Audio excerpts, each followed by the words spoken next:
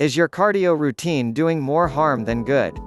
Before you start wasting hours upon hours on those boring treadmills, stationary bikes, and elliptical machines, let's examine if low-moderate intensity, long-duration cardio exercise is really doing your body any good, or if it is mostly a waste of time. I hope you will concede upon finishing this article that there is a better way to get in great shape, and it doesn't have to involve endless hours on boring cardio machines. It is common to hear fitness professionals and medical doctors prescribe low to moderate intensity aerobic training, cardio, to people who are trying to prevent heart disease or lose weight. Most often, the recommendations constitute something along the lines of perform 30 to 60 minutes of steady-pace cardio 3 to 5 times per week, maintaining your heart rate at a moderate level. Before you just give in to this popular belief and become the hamster on the wheel, doing endless hours of boring cardio, I'd like you to consider some recent scientific research that indicates that steady-pace endurance cardio work may not be all it's cracked up to be. First, realize that our bodies are designed to perform physical activity in bursts of exertion followed by recovery, or stop-and-go movement instead of steady-state movement. Recent research is suggesting that physical variability is one of the most important aspects to consider in your training. This tendency can be seen throughout nature as all animals demonstrate stop-and-go motion instead of steady-state motion. In fact, humans are the only creatures in nature that attempt to do endurance-type physical activities. Most competitive sports, with the exception of endurance running or cycling, are also based on stop-and-go movement or short bursts of exertion followed by recovery. To examine an example of the different effects of endurance or steady-state training versus stop-and-go training, consider the physiques of marathoners versus sprinters. Most sprinters carry a physique that is very lean, muscular, and powerful looking, while the typical dedicated marathoner is more often emaciated and sickly looking. Now, which would you rather resemble? Another factor to keep in mind regarding the benefits of physical variability is the internal effect of various forms of exercise on our body.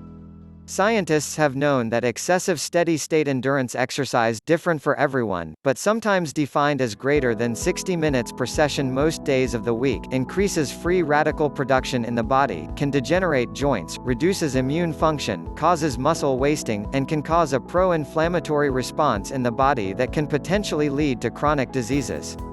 On the other hand, highly variable cyclic training has been linked to increased antioxidant production in the body and an anti-inflammatory response, a more efficient nitric oxide response, which can encourage a healthy cardiovascular system, and an increased metabolic rate response, which can assist with weight loss.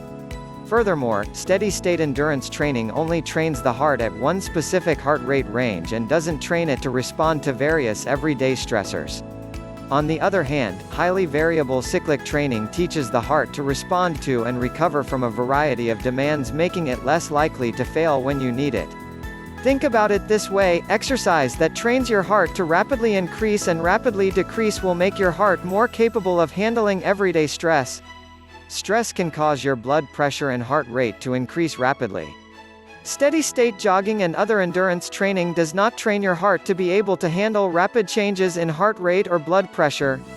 For example, let's say you jog trying to maintain the same pace for a good 45-minute run.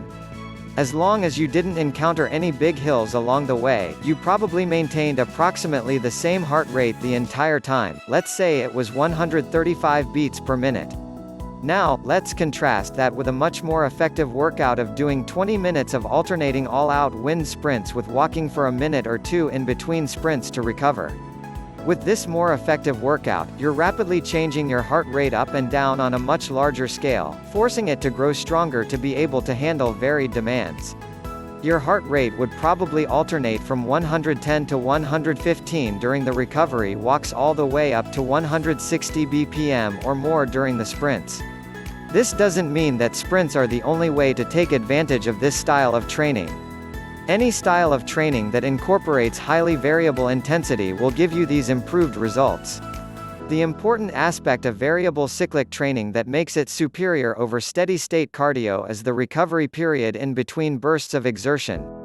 That recovery period is crucially important for the body to elicit a healthy response to an exercise stimulus. Another benefit of variable cyclic training is that it is much more interesting and has lower dropout rates than long boring steady-state cardio programs. To summarize, some of the potential benefits of variable cyclic training compared to steady-state endurance training are as follows: improved cardiovascular health, increased antioxidant protection, improved immune function, reduced risk for joint wear and tear, reduced muscle wasting, increased residual metabolic rate following exercise, and an increased capacity for the heart to handle life's everyday stressors. There are many ways you can reap the benefits of stop-and-go or variable intensity physical training. In addition to the previously mentioned wind sprints, most competitive sports such as football, basketball, racquetball, tennis, hockey, etc. are naturally comprised of highly variable stop-and-go motion. In addition, weight training naturally incorporates short bursts of exertion followed by recovery periods. High-intensity interval training, varying between high and low-intensity intervals on any piece of cardio equipment, is yet another training method that utilizes exertion and recovery periods. For example, an interval training session on the treadmill could look something like this. Warm-up for 3 to 4 minutes at a fast walk or light jog. Interval 1 run at 8.0 miles per hour for 1 minute. Interval 2 walk at 4.0 miles per hour for 1.5 minutes. Interval 3 run at 10.0 miles per hour for 1 minute. Interval 4 walk at 4.0 miles per hour for 1.5 minutes. Repeat those 4 intervals 4 times for a very intense 20-minute workout. The takeaway message from this article is to try to train your body at highly variable intensity rates for the majority of your workouts to get the most beneficial response in terms of heart health, fat loss, and a strong, lean body.